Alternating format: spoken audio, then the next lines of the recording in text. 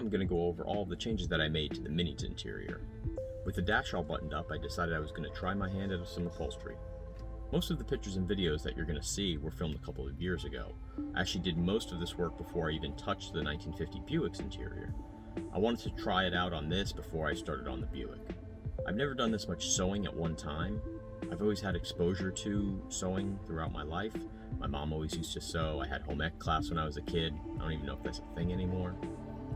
When I was younger, I would have to hem all my own jeans and clothes and stuff like that, and then I would also make these insane Halloween costumes, so I got very accustomed to sewing. I would have to modify patterns or create new ones. I've never sewed this much vinyl though, which has its own difficulties. Also, my machine isn't exactly right for this process. It is a walking foot sewing machine, but it's kind of hard to control. It just pretty much has 2 speeds, off and full blast. So trying to put very precise seams in is kind of a pain in the ass. That did make it very frustrating at times while I was working on the interior. Just like everything else, I'm going to dive right in. I apologize for the lack of video and pictures. I was never really planning on making this into a tutorial, so I'll just keep this all pretty high level. So first order of business, let's remember those ugly ass seats. While they are now period correct, they are different from each other and pretty tired looking. I may have just left this all alone if it was all black, but that plaid's gotta go, so we might as well start from scratch. I like the pleated grid pattern that's in the back seat, so we're going to mimic that in blue for the front and the back. I was able to find this carbon fiber looking blue vinyl on eBay. I didn't really care much for the carbon fiber aspect, but I wanted something that would kind of replicate a vintage woven pattern.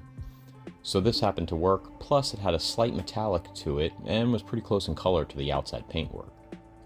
I have a bunch of black vinyl from a previous project, so I'll just reuse that for the black areas. I also buy a roll of Landau foam. This will be sewn into the vinyl to give it a padded look. In retrospect, I might have gone with a slightly thicker Landau. I think I used like 3/16 or 1/4 inch. It would have given it a little bit more of a padded look to it. I disassemble the lower seat and pull all the vinyl off. Once I have it separated, I can start replicating all of the measurements from the factory vinyl. As I take the measurements, I make sure to add about 3/8 to a 1/2 inch on each side of the width anytime I have to sew a black piece to a blue piece. This will accommodate the seams. I'm going to start with creating the gridded pleat in the blue material. With a washable pen, I mark out every 2 inches and create the rows, and then split the 14-inch width down the middle of the vinyl to recreate the grid pattern. Sorry I didn't get any of that on film. I put a light coat of spray adhesive on both the Landau foam and the vinyl to tack it together, and then begin sewing the very tedious straight lines. There's a ton of small little flaws here. I was having a lot of machine jamming issues. The thread was breaking on me. It was really kicking my ass. But eventually I got a decent grid out of it. I then sewed all the black parts to the blue parts to give me a flat surface of material for the lower seat bottom. It was then just a matter of trimming, tucking, and stretching around the seat, and using some hog rings to hold it all in place.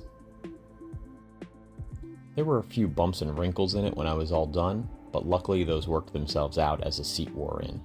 I also didn't redo the foam on the base of this seat, so any flaws that were there from pulling the old upholstery off are somewhat visible.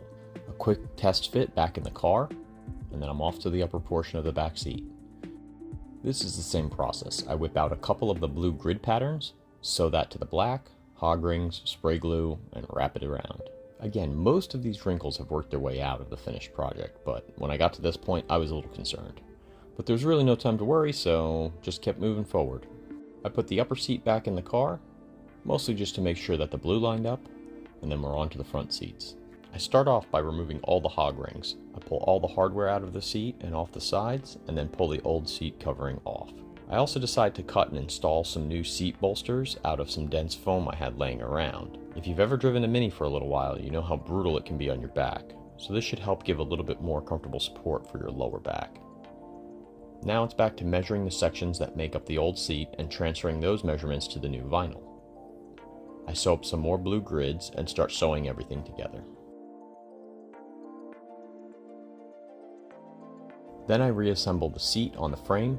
Again, it's not perfect, but this is my first real attempt at upholstery. I'm pretty happy with it. I modified the pattern to make the grid wrap around the bottom of the seat, and you can also see a little bit of the bulge in the center of the backrest from the bolster. It's made a huge improvement. Now while I had the seats out, I sourced a 2000 to 2013 Mini Cooper console. I was able to install that on top of my shifter, And this gives me 3 cup holders, a nice shifter gate, and if I wanted an additional DC charging port, I might hook that up one day. I also installed some new loop carpet and popped the seats back in temporarily. I'm really digging how it looks so far. So, one more seat to disassemble, some more sewing and some more stretching, and now the driver's seat is complete. To finish off the project, I also want to upholster the door panels. I've already had an ABS door card installed, so I just need to design and cut up a panel for them. I decided to use some quilted vinyl product. If you've seen my Buick build, this is the exact same product that I used on that installation. It's pre-stitched with a very classy looking diamond pattern to it, and I pair that with the blue carbon once again. I picked up a set of new alloy door handles and some cranks and pulls. I sew up the pattern on the door card, and call it a day. Lastly is the headliner. Rather than buy something or create it from scratch, I use the diamond pattern one more time. I contact cement the vinyl to the roof of the Mini, tucking all of the edges under the support seams of the body. Normally on a Mini you have to remove the glass and the rubber, and the headliner edge actually installs underneath the rubber. Seems like a big waste of time, and frankly I think this looks better. So that brings us current with the interior as it is today. I have one more video about some engine mods that I did, and then we'll be back onto the Datsun or one of the Buicks, or maybe even a teaser of my next little project. See you next time. Please like, comment, and subscribe. Thank you.